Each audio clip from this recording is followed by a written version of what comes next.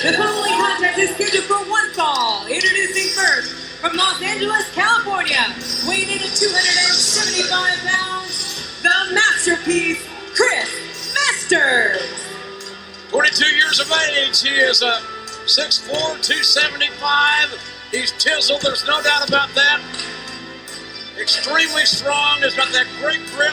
He uses the old full Nelson, he calls it the master lock, and no one has ever broken the master lock or pinned this man here on television. And you know, when this kid was growing up, he emulated a lot of guys. He watched a lot of superstars as he was growing up and wanted to be a WWE superstar himself. And you know, he dreamed about a night like tonight. Clearly, the biggest night of the Masterpiece's career is right here and right now.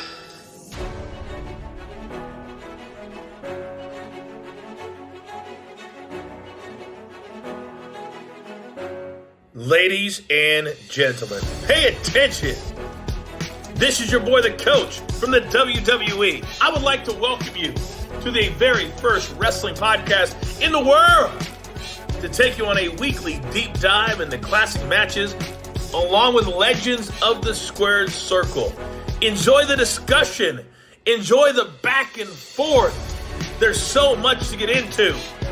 Ladies and gentlemen, this is The Payoff.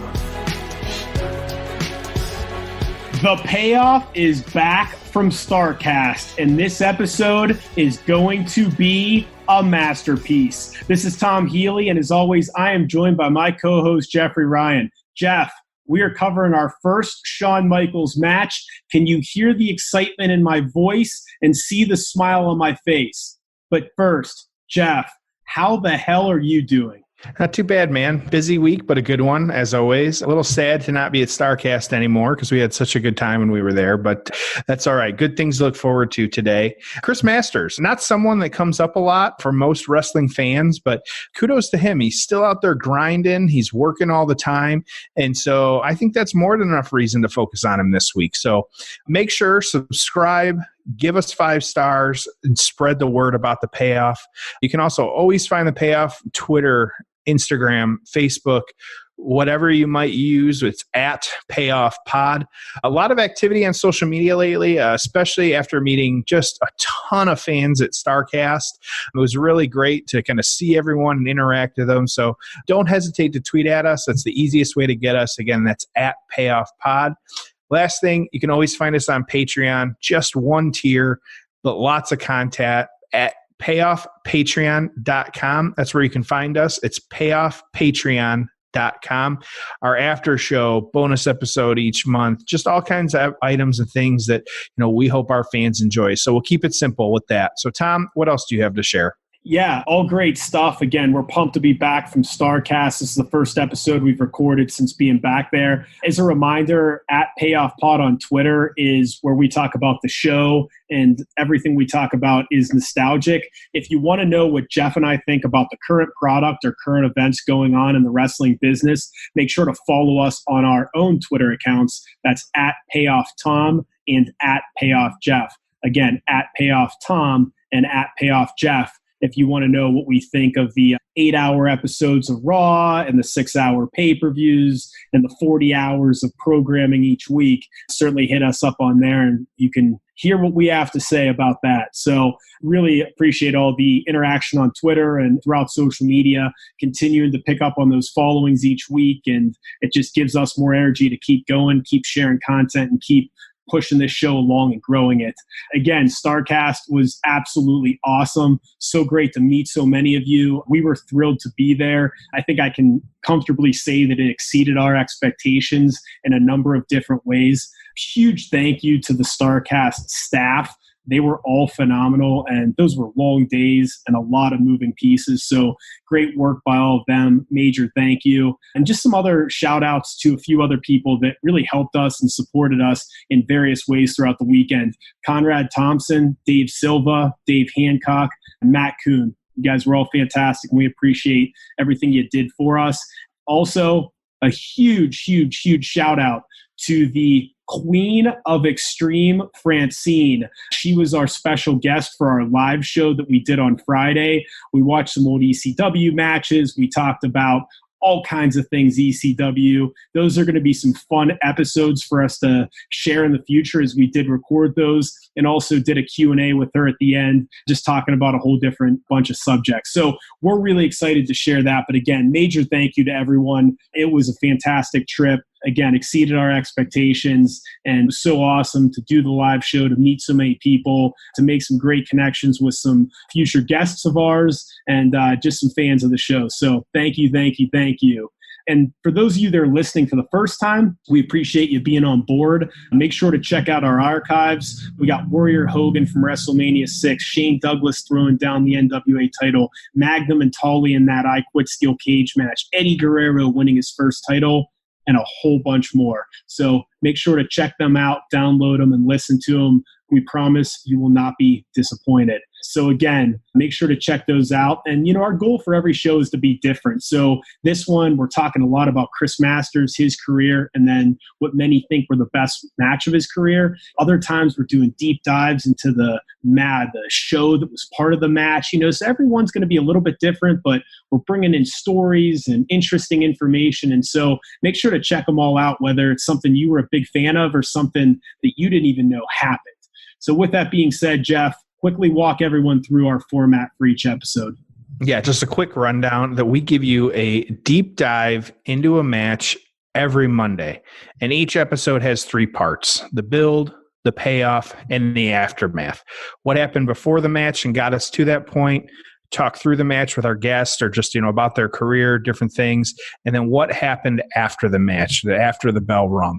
So we share a few reviews and write-ups from the different newsletters, websites, things like that when the match occurred. And then we share our payoff score. So Tom, let's jump right into it. Why did you want to talk about Chris Masters versus Shawn Michaels? Yeah, 2 main reasons for this one. First of all, as everyone knows that listens to the show, you included, that I'm a huge Shawn Michaels mark. So anytime we can cover one of his matches, that's something I'm going to want to do. I can't wait to do a lot more of them. And also, I was just really interested in learning more about Chris Masters. He's one of those guys that I remember the company had big things for, right? You had the big pyro presentation, the elaborate entrance, the Master Lock Challenge. There were just a lot of things going on that would signal to a fan, wow, this is someone that they're behind. This is someone they've got big things for. So ultimately, he never became a world champion. And I just wanted to learn more about what happened. Who came up with the gimmick? How did he get involved in the business?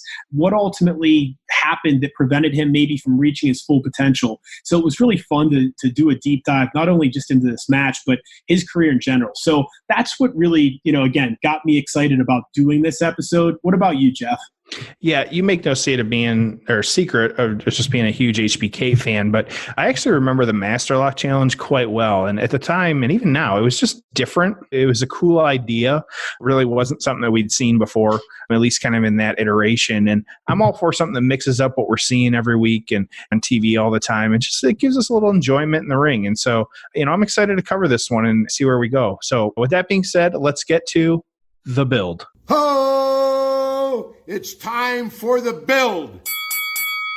All right, here we are with the build. Unforgiven 2005. This is a Raw-only pay-per-view. It takes place on September 18th, 2005. We're at the Ford Center in Oklahoma City. This is the first pay-per-view ever held in the state of Oklahoma. 8,000 in the building, held about 19,000. So attendance was a little bit light, but they still managed to do a gate of 485,000, and the pay-per-view buys were 243,000. Just an interesting side note, the pay-per-view revenue for 2005 for the company, 185 million. So it's just wild to think they were, even in a year like this, which certainly wasn't their best year ever, pulling in close to 200 million in revenue in pay-per-view. And now pay-per-view, for all intents and purposes, doesn't exist anymore. Just some fun things from this show. Jerry Lawler, Jim Ross on commentary. Gotta love that. This is fun. The show opens with Ric Flair beating Carlito with the figure 4 to win the Intercontinental title. Now, Jeff, you know how I love the Intercontinental title being used to get the young up-and-comers over. So I thought it was a great use of the title to give this kid Ric Flair some more visibility. But seriously, a fun moment seeing the 56-year-old Flair win the title. He would become the oldest Intercontinental Champion ever. I'm going to go out on a limb and say that record never gets broken. Now, as I was doing my research for the show, I'm thinking, oh, this must have been that stretch run right before Flair retired.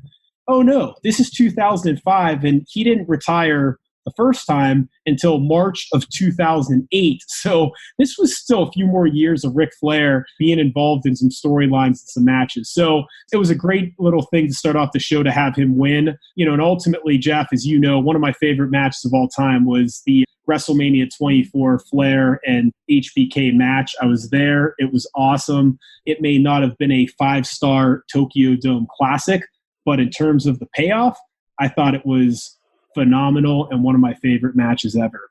It's good to hear. I hope he's enjoying his retirement 11 years ago. So I'm sure he's lived a quiet life since then. If it was up to him, he'd probably be working an hour-long match this week. So also on this show, Unforgiven 2005, after that IC title opener, there were a couple forgettable matches depending on how you look at it. We had a women's tag match, okay? Big Show defeating Snitsky.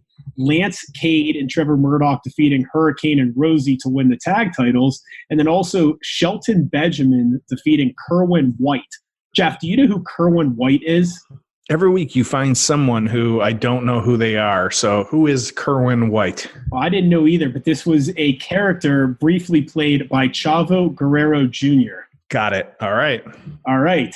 Also on the show, now this is fun, Edge and Matt Hardy in a steel cage match. Now, you'll remember this storyline was built off the real-life issues between the two of them. Edge swoops in real life and starts dating Matt Hardy's shoot girlfriend, Lita. So a bunch of stuff happens. I'm sure we'll cover it on a future episode. It'd be fun to revisit that feud. Not sure which of them is going to come on and talk about it, but we'll see what we can do here on the payoff. So eventually they turn this into a storyline, and ultimately it was disappointing because when Matt Hardy comes out and attacks Edge, the place is going nuts, right? Complete surprise. Everyone knew the story of what was going on behind the scenes. And then the matches just didn't really deliver. There was, I think, kind of an odd finish. Then they put him in a steel cage. Matt Hardy wins this with a leg drop off the top of the cage onto Edge, which is a really great spot you want to check out. But ultimately, for as great as this storyline should have been, it just didn't deliver in the ring. I think just some chemistry issues. But, again, they were pros. They went in there. They did the best they could. And I guess pretty cool, all things considered, with the storyline. But both are happily married now with families, 2 other people. So it all worked out. Now, the match we're covering today would go on second to last. The main event on this show is Kurt Angle winning by DQ over WWE Champion John Cena. And Cena had just come off a big SummerSlam win against Chris Jericho. Now, what do you think in 2005 of Chris Jericho being in the main event? Do you think he was too old to be in the world title picture at that time? Yeah, especially when we're recording. Yeah, definitely too old to be a champ. I don't think you can say that. No. So, but it was interesting. You've heard me say it before. I'll say it again, but it just amazes me. They're asking people to pay $30 for a pay-per-view, and then they end it with a DQ finish. And I just don't understand on a single branded pay-per-view where it already feels a bit watered down, but you're still asking a bunch of money that you can't do clean finishes in these big matches. And to me, it's like, all right, why not just give Cena the clean win, and then the next night on Raw, Kurt Angle can attack him or do something dastardly, and all of a sudden he gets his heat back. But at least you had a clean finish in this match. So again, I just don't understand some of these DQ count-out type finishes in big matches on pay-per-views. I think there's ways to allow one person to win clean, let people be happy, but then still figure out a storyline way to continue the feud. So just some interesting stories going on in the business. This is the month after the Shawn Michaels Hulk Hogan match. Jeff, that's one I want to cover because there was a lot of controversy going into that match. It ended up having a really good build, but then there's some interesting stuff in the aftermath behind the scenes. That's one I would love to cover on a future episode just because of everything happening, not because it was necessarily the greatest match of all time. That SummerSlam 2005 show, by the way, stacked card, really good top to bottom. It was a fun one. Also going on, WWE.com was reporting Vince and Bret Hart actually were shaking hands and posing together for a photo. And then speculation is that he is going to get back in the fold. There's a DVD project and potentially a Hall of Fame induction coming. So big, shocking at the time. Also, CM Punk wrestled his final ROH match. Pretty cool to think about what would become of him. The first edition of TNA Impact on Spike TV was getting ready to air. Also, WWE.com put a trailer up for the Self-Destruction of the Ultimate Warrior DVD. For those that haven't seen that, man, it was a hatchet job. They obviously made amends later on, but I think both sides were really trying to stick it to each other at that point in time. And Kevin Nash had just signed with TNA. 4 pay-per-views, 16 TV events over the next year is what his contract called for. And I've always found it fascinating. Now, I'm not one that's seen much TNA, but the amount of people that they had show up for at least an appearance or two over the years always amazed me. And just a few examples: Randy Savage wrestling a match, Chyna, DDP, Mongo McMichael, and the list goes on, but just really had a lot of one-offs that I guess flew under the radar because, let's be honest, not a lot of people watched it, nor were they paying $10, I believe it was, for their Wednesday night weekly pay-per-views. Kind of an odd way to launch a wrestling company. So with that being said, now that we've set the stage, Jeff, from a storyline standpoint, how do we get to Chris Masters against HBK at Unforgiven 2005? Yeah, just a brief overview of Chris Masters' just career. Like a lot of others, he actually got his start in Ultimate Pro Wrestling, the UPW, which we've talked about quite a bit on this show. That was back in 2002. He took some time off because of an injury, but he eventually ended up in what was one of the WWE developmental territories, Ohio Valley Wrestling, or OVW. That was in late 2003 is when he ended up there. He was pretty successful there, both as a singles and a tag team competitor. So doing well while he was there. It started in early 2005 when his character vignettes were playing on Raw every week. They were calling him both the masterpiece and a work of art. If you haven't looked, like, especially back then, he was a big dude. So, definitely kind of check some of those out. I went back. They are just kind of fun when they were starting to show them off. So his finisher, and this was just so much of his character, was the Master Lock. It's really just a variation on a full Nelson. For those of you that aren't familiar with him or, don't really remember, what he would do is the Master Lock Challenge, and it would be open to anyone that could break the lock. And so it was really just breaking out of his full Nelson hold. I'll skip ahead. He started using it right out of the gate in 2005, but it wasn't until 2007, and someone who's still around, it was actually Bobby Lashley was the first one to officially break out of the Master Lock. There were times that even he would find creative ways of preventing people from breaking it, if you will, and just getting out of it. But Lashley was the first to actually do it. And I say creative ways, maybe he would break it himself if someone was about to break it, or, he would, he'd go for it and then fake and then chair shot and then put him in it again, which just little things like that. And so, but officially, however you want to look at it, it's on the record books that it was never broke. There was one, and I enjoyed this. I remembered it before we started kind of researching this episode, but there was one point where they had fans, and definitely not people that they planted in the crowd. They were given a chance to win $1,000 if they could break the Master Lock, which no fan, unfortunately, could break. So, do you think you could have broke the Master Lock? For $1,000, I would have tried. So I'm sure I wouldn't have been. So it's one thing we learned that, boy, those guys are way bigger than, they're giants. And so, yeah, he would have kicked my ass just with that alone. Well, hold on. On a somewhat related note, remember on Sunday at StarCast when I asked you, I looked over at a table and I asked if you'd be willing to take a table bump. And you surprisingly, without any hesitation, said, hell yeah, I would. Yeah, I would do it because, like we said, they would find a good way to protect me more than I would know what I was doing. So it would depend on the move that put me through the table, but I wouldn't immediately say no. And I'd want more than $1,000. But bringing the focus back on this match, as Tom mentioned earlier, we do have to look a little bit at Shawn Michaels and what he was up to at this point as well, too. It was SummerSlam 2005. Michaels lost to Hulk Hogan. And then after the match, he was cutting a promo, and Masters interrupted him and told Shawn Michaels that individuals like him and Hulk Hogan didn't know how to pass the torch to new wrestlers. funny how he was playing the role of today's fans even back in 2005. So I got a nice kick out of that. Master said that he was not trying to steal the spotlight, but that he was going to take it instead. So it wasn't a bad promo, which of course then resulted in Michaels hitting Masters after he got upset. The two brawled a little bit. This is how it always plays out. And so it actually, though, it was served kind of a bigger purpose because up to this point in the Hogan match, Michaels was actually playing the heel. And so now he flipped and was the face.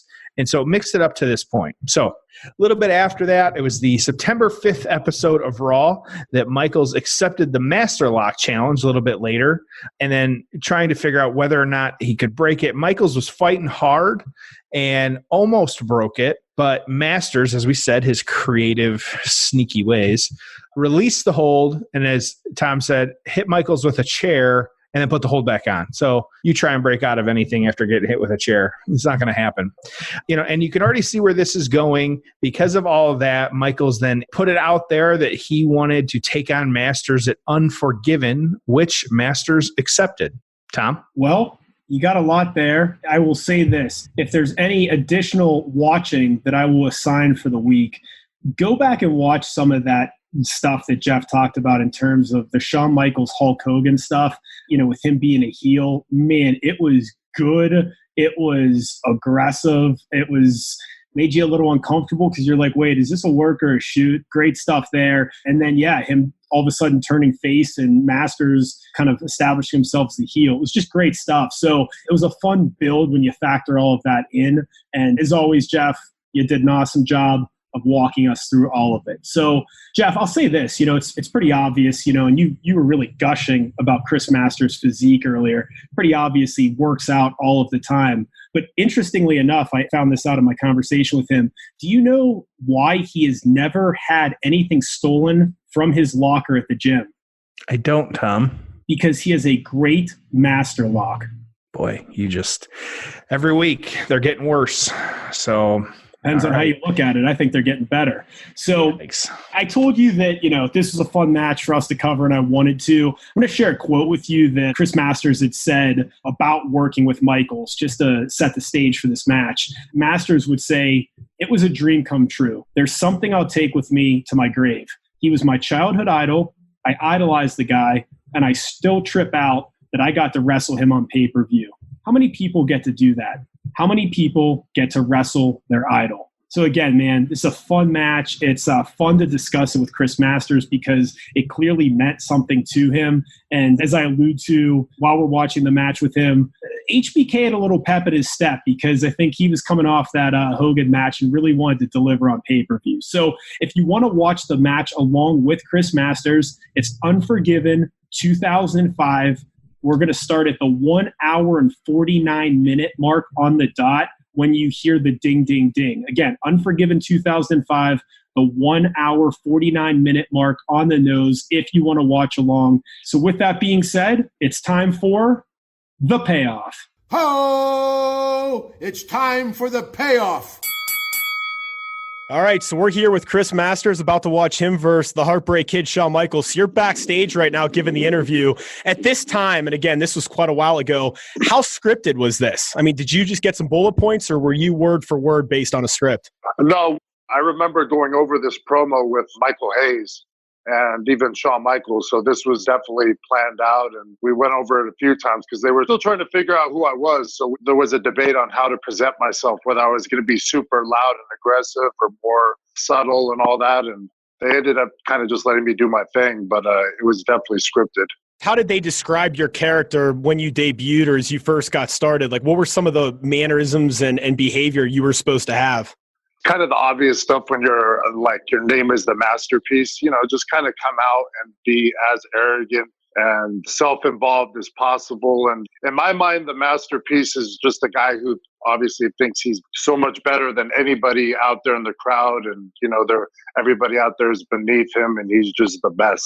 So watching this entrance, what do you think? I mean, as a wrestling fan, what do you think when you see this entrance and this presentation? Well, I've had a lot of fans tell me, especially now that this is almost like retro, that I, really compliment the entrance because they thought it was real cool with the music, the pyro and all that. And it's kind of hard to rate those things objectively when you're doing it on yourself, because Sure. I know what they mean as a wrestling fan, and that's cool. If it was an entrance people will remember, that's pretty awesome. Well, it's fantastic. And I mean, I think anytime that you play the video before the entrance and then, you add some pyro, I mean, to me as a fan, I'm sitting there going, this guy's a big deal. He's someone that's going to get a push, someone I got to pay attention to. And I mean, I'd imagine that your first year in the business, not everyone was getting pyro, not everyone was getting the big presentation like this. So you must have thought, all right, these guys are pretty high on me and I've got a real opportunity here. Is that fair?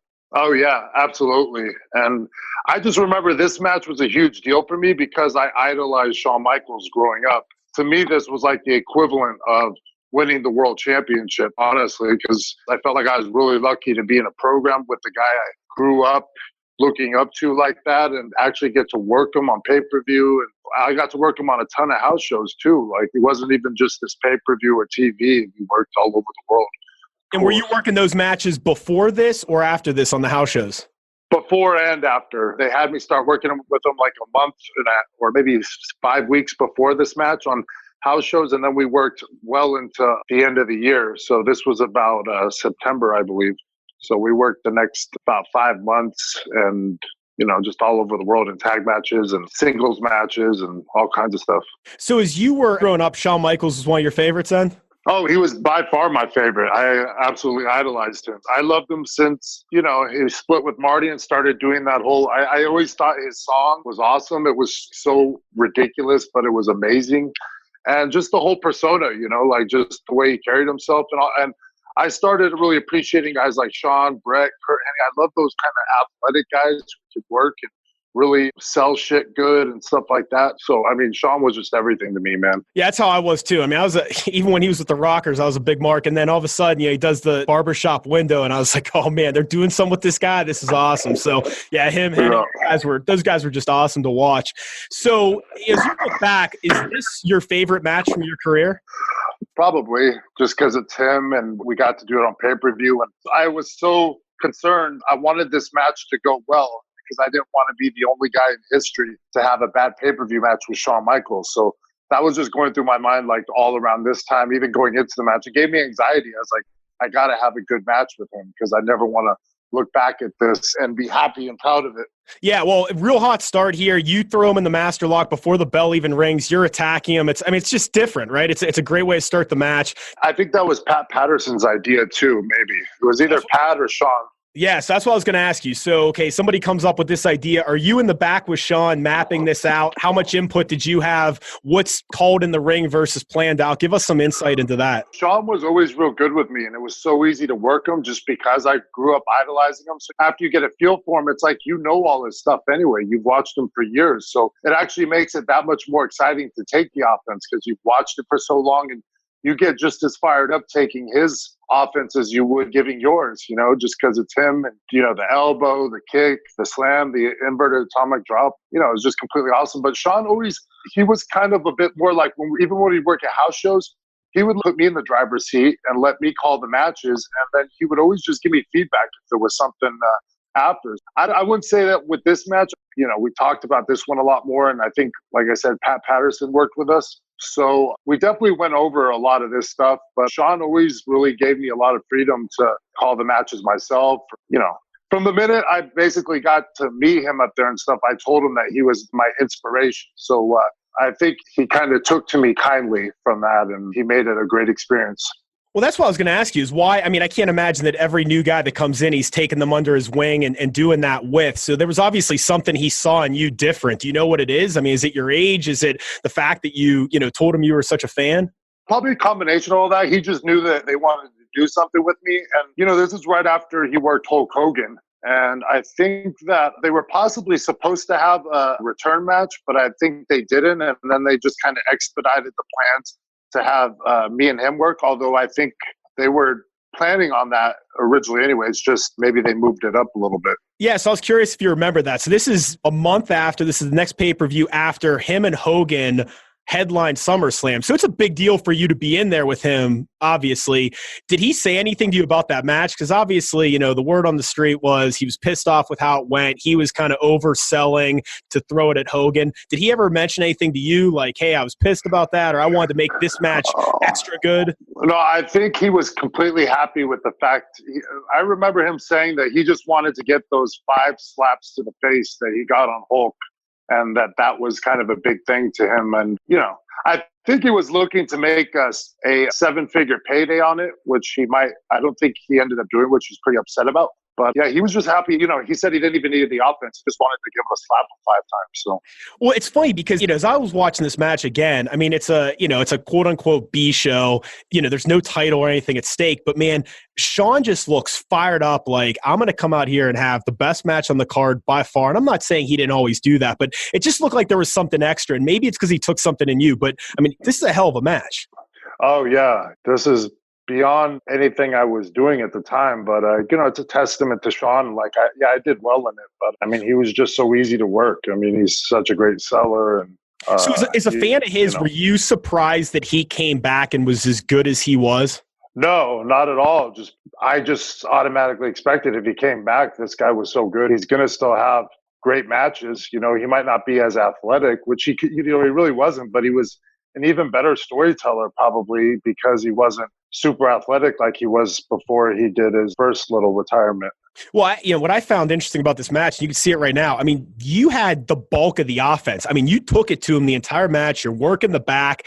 Look, regardless of the outcome of this match, you came out looking like $1 million. I mean, did you feel like after the match, you were a bigger star than you entered? Oh, yeah, definitely. Because, I mean, the chances of me beating Shawn Michaels, especially this early in my career, were slim. I never expected to beat Shawn, nor did I really care that much. Again, I was just so happy to work him. So I definitely know that, you know, sometimes you come out of matches and it's really just about the performance. And you don't necessarily have to win, and you come out and your stock is raised because the fans, they see you kind of go to war. They see you kind of push a guy like Shawn Michaels to his limit. And in their minds, that's already, for a guy who's only a few months in, that's a big thing, you know, as opposed to if he just came out and beat me in 10 minutes, you know, we have this big, good contest that they enjoyed. So I definitely came out feeling like a winner, even though I didn't actually win the match. Did anyone have any feedback for you in the back? Is there anything Shawn said to you after the match? Did anyone with the company say anything to you? You know, I don't remember specifically. I remember Stephanie McMahon made a remark about telling the girl I was with at the time that your boyfriend got paid tonight because, you know, the match went well. I know that, and everybody was definitely complimentary on the match. How much did that statement by her cost you? Stephanie? Oh, yeah. It cost you a nice purse or something? Probably something, I'm sure. Yeah. So as a fan growing up, what was your favorite Shawn Michaels match? Well, you know, I'm always biased towards the WrestleMania 12 Iron Man match because that was the match that kind of pulled me back in because I had a 2-year layoff from watching it, and then I saw Shawn was going into a world title match and the story, the match itself, it was in the Anaheim Pond out there near me in California. But then again, like just every pay-per-view match he's ever had is always unbelievable. You know, I could go back and watch any Shawn Michaels pay-per-view match and he just brings it to another level. Well, the thing I found interesting too, and I mean, you know, you said this might have been or maybe was the best match of your career, but how many guys can say that the best match of their career was against Shawn Michaels? Because I was thinking about it the other day as I was watching this, and I'm thinking probably Triple H, Scott Hall, Kevin Nash, maybe Jericho, maybe Angle, Mick Foley, Undertaker. I mean, you go down the list and they're all sitting there saying, yeah, that was probably the best match of my career. Is that like the biggest compliment you could give a wrestler to work with those different types of characters and all get the best out of them? Yeah, absolutely. I think it is. I mean, because like all those guys had their best matches with Shawn. That's your point, right? Absolutely. I mean, yeah, a guy like Mick Foley, a guy like Triple H, all these guys are like, that was the best match of my career. I mean, what more can you say about someone than that?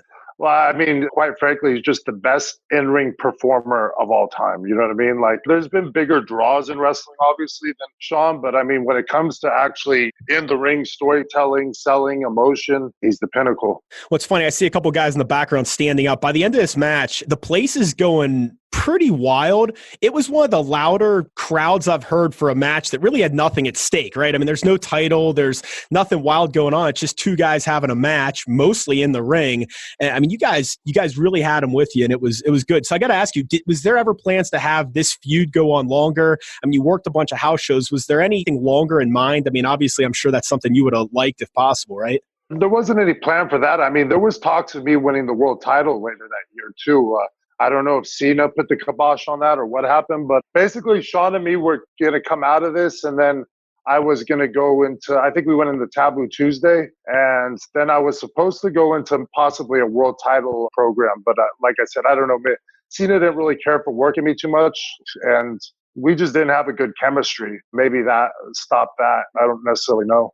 So that's odd because you guys trained together. I mean, were you guys friends at the time? You know, I know we were just never that close. I don't know. He's a hard guy to get close to, but you know, I don't know. We just never kind of meshed, kind of oil and water type thing.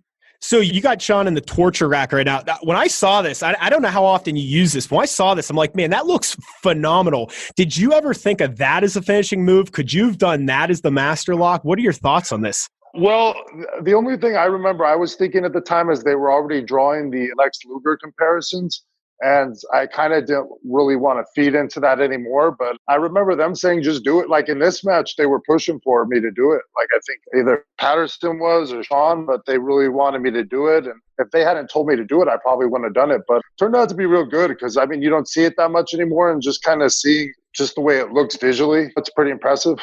So do you think you could have put anyone in the roster in that move at this time? Yeah, probably. I mean, some guys it would be tough to hold them up, but I think Luger got Big Show up, so that's really the question. Could you have gotten Big Show up? I think he was a bigger boy at this point. Maybe. I don't know. I was even much stronger at this point than now, but I can't say that I could hold Big Show up like that, honestly. I don't know. Maybe I could, but it's hard to even imagine how that'd look. So your nose is busted open. Do you remember how that happened? I think Shawn might have caught me. Like, Shawn's punches are there. You know, he throws them in safe spots, but I think one of them might have caught me or something. But, I mean, you know, I got that. His hand was bleeding. I don't know what that was from, but that was early in the match.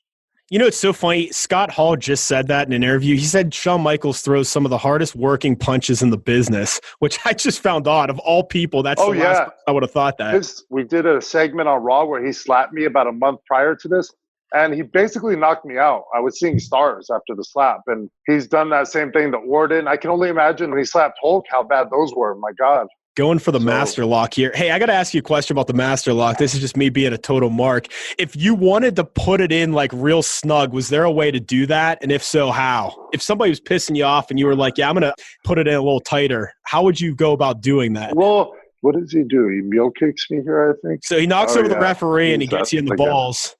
Which I thought was odd because it didn't knock the ref out. It was just enough for him to get that in, I guess. And again, that's a huge compliment. Yeah. He dominated the match, and he more or less, as the good guy in the match, had to cheat to beat you. I mean, that's pretty impressive. Yeah, you know, Shawn, he's not real picky on stuff like that. Like I've heard other guys are. Like he doesn't mind selling. I mean, he wasn't like greedy to get stuff in or anything like that, man. He was very giving about, you know, letting guys do stuff and get over. I think he knew that he was just probably the best seller in the history of wrestling, and that was his calling card. I mean, of course you want to see his offense and see him make a comeback, but seeing him sell was just another level. Making his comeback here. How bad were those chops? They look like they're pretty stiff. You know what? My adrenaline was so high, I mean, it wasn't even a factor. I'm sure it was freaking burning after, but you know, you're not even thinking about that a little bit. So what's the deal with this blonde hair you got there? Is that bleach, or what were you doing? But the girl I was with at the time, well, I don't know, we were just trying something different. So she put some highlights in my hair, which looking back at now is kind of actually embarrassing. I was curious because it seemed a little odd. Yeah, definitely. See, I could hear Vince. God damn it, pal! The Chris Masters doesn't have bleach in his hair. All right, so here's what I was talking about. Everyone's standing; they're going nuts for this. I mean, the crowd is super. I mean, again, this looks like a main event world title match if you're just watching the screen. Okay. Oh yeah. He's going for the super kick. He's about to end the match here on you, right? And then, ducked it. Boom, master lock. Yeah. Which really no one had broken. You're laying it in. Yeah. I got everyone's just like, wait a second, is this guy going to make Shawn Michaels tap out? I mean, look at this. It's great. Here we go. Oh, yeah. Yeah, it worked out pretty well. That's what I was asking. I didn't know if you could like push on their neck. Yeah. If they're pissing you off. If you have it real tight and you push their neck forward, what it does is they turn purple. It cuts off blood flow to the head. And I actually did it to a couple of my friends actually around this time. I didn't necessarily know how to gauge it and not like look intense, but not be super intense. So I got Shelton Benjamin real good, and I got Hurricane Helms real good. What's like your boy Cena with that STFU? I mean, he barely even touching the guy. It looks horrible. I mean, this looks to a kid, he'd go, look, Shawn Michaels gonna pass out. This is like stiff. I mean, it looks really good. Yeah. Look at this. Barely stays up. Yeah. Shocked. Yeah. See, look how good he is. Oh yeah. It's amazing. Oh yeah. Yeah, I like this because it's perfect. There has to be separation here. I still kind of use it this way sometimes with opponents where they hop over the top. Yeah, I mean, it's just like he just slid out just enough. I mean, he's laying on the mat. He's laying on the apron there like motionless, and it's great. It makes you look fantastic. It's not like he broke the hold with a couple weak elbows or anything. Oh, yeah. Well, that was the whole thing, too, was finding a way out of it without breaking it because that's the only thing we had to protect. We couldn't break it. Are you still using that move? Oh, yeah, because it's what people recognize. People still react to it to this day, shockingly. So when they see me and I call for it, it usually generates a reaction. And are they, whenever you do appearances with pictures and autographs, they asking you to put you in it? Oh, yeah. I do a lot of pictures where I'm putting people in the master lock, man. That's definitely one of my things. Like once they see one person take a picture in it, then everybody kind of wants it, that's familiar with me. Well, there you go. Next time you see him, you get to be in the master lock. That's not a photo op you want to pass up. All right, so Shawn slipping on the ropes a little bit, getting up top, caught him in the crossbody. Try to put him in the lock again. Comes out, boom. Yeah, man, I was definitely felt real good about this. And even watching it again, it's a good match. Look at the crowd, yeah. Oh, yeah. Fantastic finish. They're going nuts. I think actually, if you go and watch some of those YouTube videos where it's like the best super kicks of all time, sometimes that one pops up because to go from locked in a finisher to just hit it out of nowhere, I mean, it was a fantastic, fantastic finish. Yeah, and I think you were saying this, Shawn seemed pretty, for it not being a main event or anything, and working with a green guy, Shawn seemed pretty kind of fired up to go out and do it. Yeah, and that's why I was asking you about the Hogan match, because I'm sitting there thinking, all right, maybe he was just pissed off. It's his first pay-per-view match since that. He's going to go out there and make this, whatever you are, early 20s, relatively new guy, look like $1 million. And that's what it felt like he did. That's why I was curious if he mentioned anything to you or if he just seemed a little more focused. It's funny when you say that, because, this was a very different match than him versus Hogan.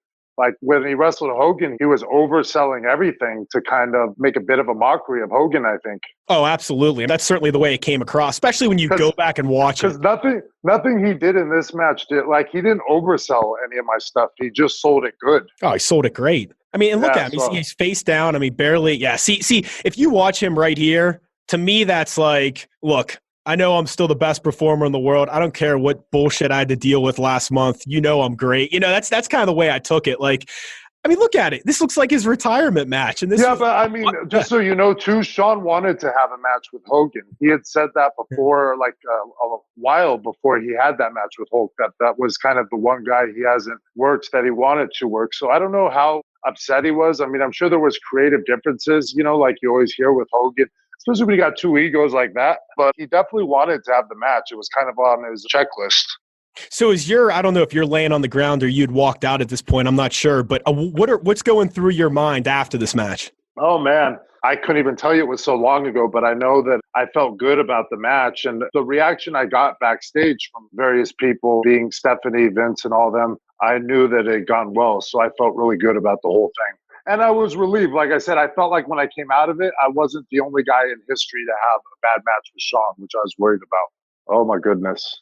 Okay, so a couple women coming out of Flair's limousine. Anyone look familiar? Yeah, as we said, that's my ex-fiance right there. And they had recruited her to be one of Ric Flair's girls. Oh, my God, look at this.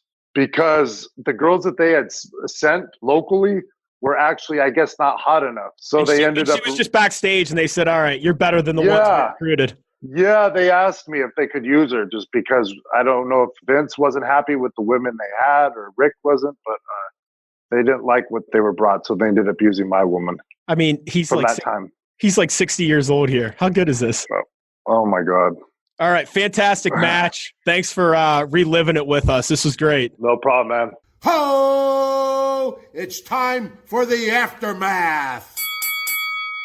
Huge thanks to Chris Masters for talking to us. That was just fantastic. It was more fun to revisit this match than I expected. And, who doesn't love a good Master Lock challenge? So I'm all about that. So, Tom, what did you think of the payoff? Yeah, first of all, I thought Chris Masters was an awesome guest. I mean, one of my favorites so far, just had some great insight. It was fun watching this match with him. You could tell that he really enjoyed it, took a lot of pride in it, and it was obviously really cool for him to work with HBK. And as you saw in that match and some of the stuff we talked about before the match, the dude was an absolute beast. I mean, Jeff really was gushing over his physique and clearly thought so.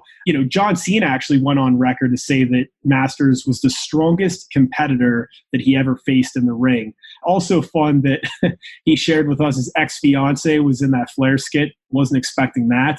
Again, I thought that Shawn had a little extra aggression throughout the match. He was pissed about the Hogan match, how it all played out. I heard he was a little pissed about his payday, if I understood Chris correctly. So he wanted to deliver. Also made me happy. Chris Masters got back into wrestling because of the Shawn Michaels Iron Man match and said it's one of his favorites. I would agree. Many think it was too long. It was kind of boring.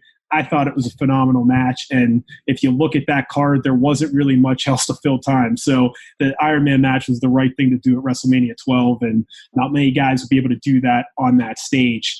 And look, this is one of, if not the best match of Chris Masters' career. And what I find so interesting about that is think of how many guys out there can say that the Shawn Michaels match they had was one of, if not the best of their career. I mean, let's just think, all right, Marty Jannetty, Jeff Jarrett, Chris Masters just said it, Triple H, Mick Foley, Kurt Angle, Chris Jericho, Undertaker, Vince McMahon.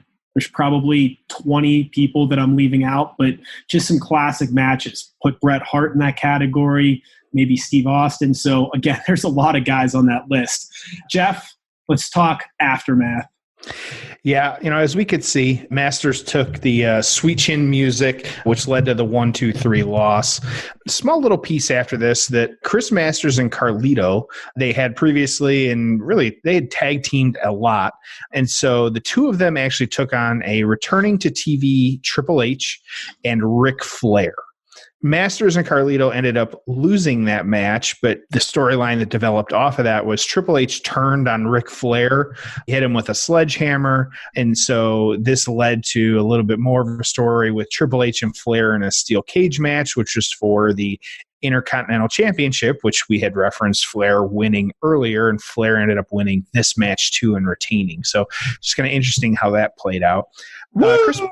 Exactly. So Chris Masters wrestled on some big pay-per-views here and there, but his first WWE Championship match was actually on Raw on November 28th of 2005. Masters actually put Cena in the Master Lock, and something that they can never take away from him, that Chris Masters was actually the first wrestler to, as we say in the business, put Cena to sleep in his submission. And so up to that point, the doctor of thugonomics, he didn't tap out, but he did pass out, went to sleep from the submission. And so kind of interesting there, kind of factoid. And so a match for the championship, though, was set up. It was a triple threat, no DQ submission match with Kurt Angle, John Cena, and Chris Masters. Quite the pairing there. So it was well known. Of course, everyone knows Kurt Angle has the ankle lock as his submission. Chris Masters has the Master Lock as his submission, but John Cena, up to this point, had never really used a submission in any of his matches. And so let me know, but it's everything I could tell that this was the first instance of him using the STF to win a match. And so I did a little research here. We all know it as the STFU. And so I never even put two and two together here. The STF stands for the step over, toe hold, face lock. I always thought that it stood for what else it stands for. And so it was actually the little backstory. He used the FU, which is, we also know is the attitude adjustment now after the attitude area. And so the STFU, the U got added because the doctor of thugonomics, and that was his character. So that's where that comes from. Little quick history there on John Cena as well too. But that's one of the worst submission moves in the history of wrestling. Not the actual move, it's the way he does it. He doesn't lock it in. It looks so fake, it's ridiculous. And he has been told multiple times by Steve Austin that you got to make it more snug, kid. So I don't understand what he's doing and why he can't, after 15 years of being a main eventer, figure out how to make a submission not look so damn fake. It drives me nuts. If you hold up one of his hats to your ear, you can hear him calling the match. So Chris Masters, again, one of his big things, him and Carlito working again as a tag team. They actually lost to the Big Show and Kane at WrestleMania 22 for the tag belts. Didn't get that one here. Fun note as well, too. Again, a little bit of trivia. It's trivia heavy right now. Before NXT was what it is today and how we know it, NXT in the developmental, they had coaches who were some of the wrestlers at the time who would take the younger guys under their wing, and it was seasons and it was a whole thing. And so Chris Masters was actually one of the pros, if you will, on season 4 of NXT. And so the first person that he was kind of mentoring and working under him, everyone's favorite commentator now, Byron Saxton, was actually working with Chris Masters at this time. Was Saxton training to be a wrestler? Yes. Okay, I did not know that. Yeah, and that's where a part of how he got in there. And so they could trade pros and kind of superstars, which was part of the kind of show's premise during this season. So Masters ended up with again, this is one I had to dig a little bit, but Jacob Novak, who did a little bit of time in NXT, and then I could not find anything else on Jacob Novak. And so he just wasn't a ring name for anyone other than that. I'm sure he's out there, but don't know what he's up to nowadays. So he's probably driving a truck across the country listening to this. And if you are, Jacob, we're thinking about you, bud. So, Tom, again, we're throwing it at each other. Do you know who the season 4 winner of NXT was? I don't. I didn't know there were 4 seasons, so I certainly didn't know the winner. There was 5, actually, following that. But the winner of season 4 of NXT was, at the time, Johnny Curtis, who we also know nowadays as one of my favorites, Fandango. So, always good stuff. So, Tom, any other thoughts on the aftermath of this one? Well, who else won the NXT? Now you got me curious. Do you know who any of the other winners were? I'll pull it up real quick, yeah. I'll come back to it. That'd be great. I'd love to know. So, a couple things I had in my notes here. And I mentioned this earlier, but they really had big hopes for this guy, right? Anytime you've got that big presentation and you've got the pyro, to me as a fan, it says, oh, well, this means something, right? This guy's going to be a star. They're putting in time and effort to him. So, it was kind of disappointing that it didn't work out more because, again, I knew they had high hopes for him. But WrestleMania 21, he ended up in the final 2 in a battle royal along with Booker T. He'd end up losing that. According to Meltzer, the 2 highest rated matches Masters was ever involved with. And I'd like for him to come back and talk about either of these because they both look pretty good. One of them was those Raw vs. SmackDown, brand versus brand Survivor Series matches. So he was involved in one of those later on that year, had a bunch of big names in it, including Shawn Michaels. That was highly ranked. And then the New Year's Revolution Elimination Chamber. And that's the one that Edge famously would cash in afterwards. Again, just to show you how much emphasis or energy there was around Chris Masters, he was in that elimination chamber till the very end. He would lose to Carlito, and then Carlito would quickly beat John Cena. But both of them were in there longer than Shawn Michaels. They were in there longer than Kurt Angle. They were in there longer than Kane. So kind of the reverse order of maybe what you would expect, but certainly made it fun. And again, Masters was just a big part of things. So I'd love to talk to him about the Elimination Chamber and that match. And then obviously Edge cashing in was a really big surprise and a great moment. The only other thing I had here was in 2005, Masters was the 4th place finisher for the Pro Wrestling Illustrated Most Improved Wrestler category. That was won by Batista. And then for the PWI 500 that year, he finished 116th, which in some ways is hard to believe considering who he was rubbing elbows with towards the end of the year. So with that being said, Jeff, what did the newsletters say about Chris Masters and Shawn Michaels at Unforgiven 2005. Yeah, some of just the different rankings and kind of things that we had at the time. I'll start with the Wrestling Observer newsletter. Kind of shortened it a little bit here, but the second half of it said, quote, "It was really obvious during the heat how far Masters is from being a main event level. I mean, how can he follow direction at all? But he's so bland and has no semblance of aggression or personality. It's hard to have a boring match with Shawn Michaels, but he is doing it here. Shawn finally made his usual comeback and hit the flying elbow. He missed a super kick, however, and Masters put on the full Nelson. Shawn did his 5-minute full Nelson miracle again. He finally scaled the top rope, and Masters was told he had to break the hold. Shawn went up for the high cross, but Masters caught him and went for the full Nelson again. Shawn slipped out, and boom, there was the super kick for the pin. Good finish, not a classic or anything, but Shawn did all he could, and it wasn't like Masters was bad. But it was a textbook great worker versus big stiff match. 3 stars.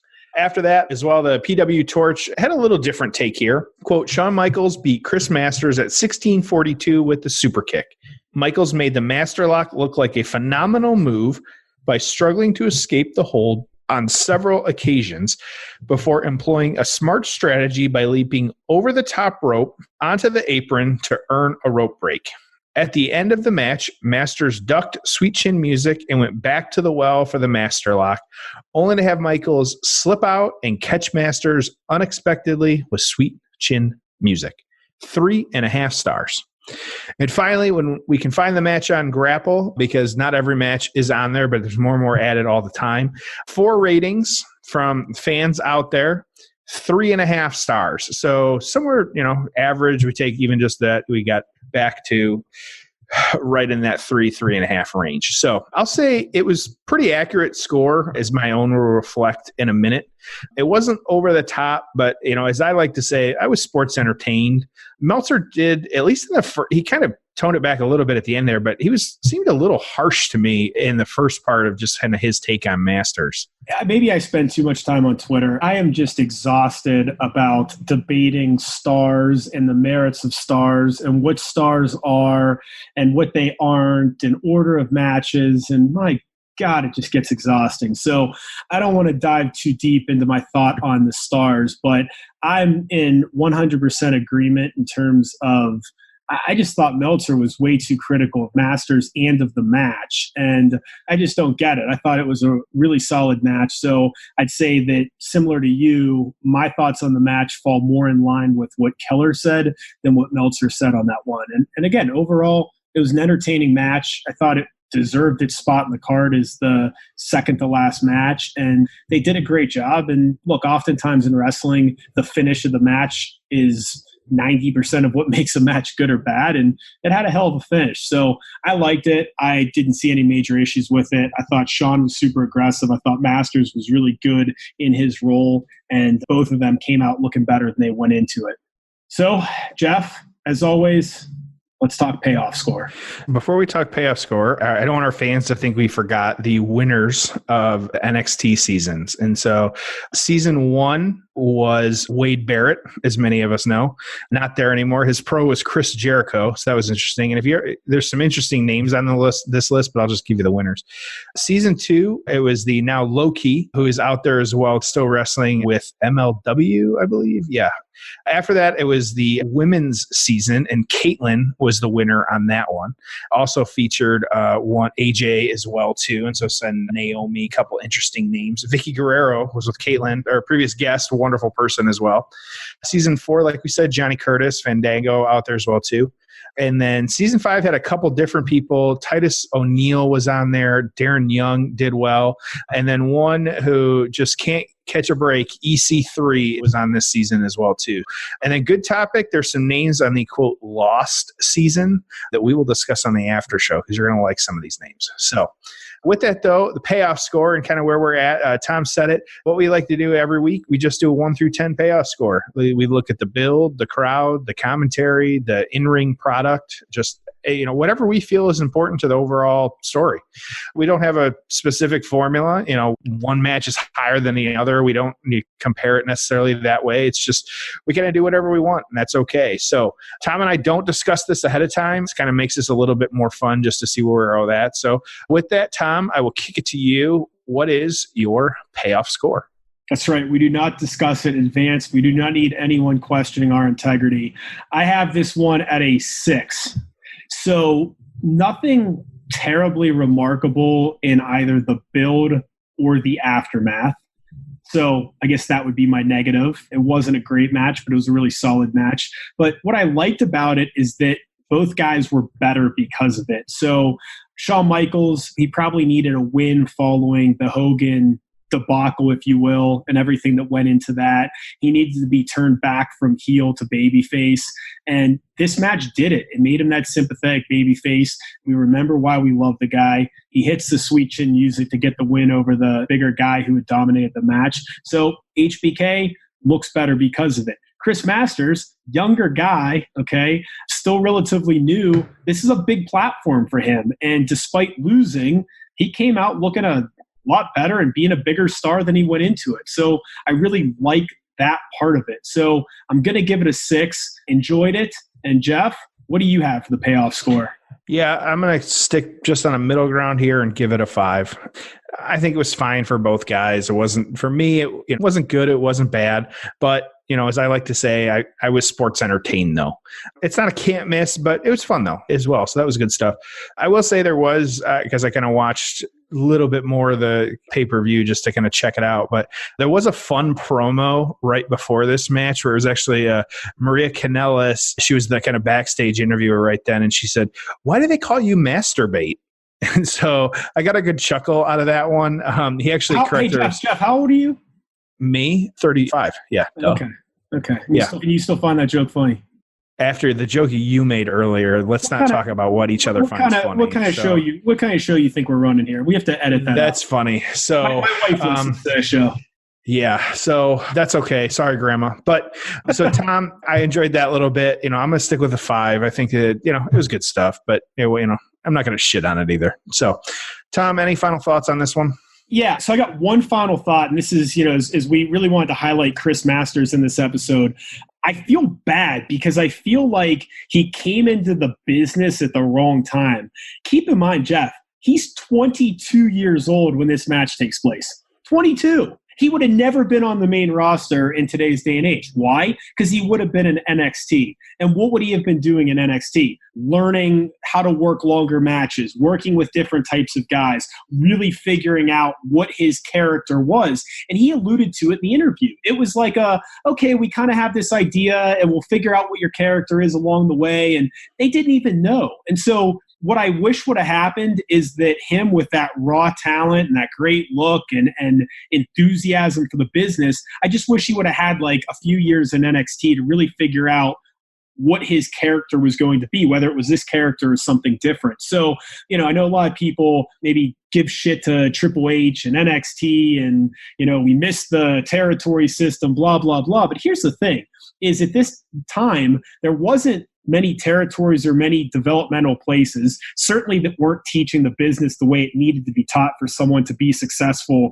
on the big stage. So I commend WWE for taking the player development, if you will, into their own system and creating something where guys could learn. So again, I stand by the fact that I think that in a different time, I think he would have been a megastar. He just became a main roster guy before they knew the character, before he had a chance to fully develop, and it hurt him. But again, I thought he was a really solid performer. He's still out there doing matches, and people love getting put in the master lock at conventions. So great guy, great interview. Look forward to having him on a future episode of The Payoff.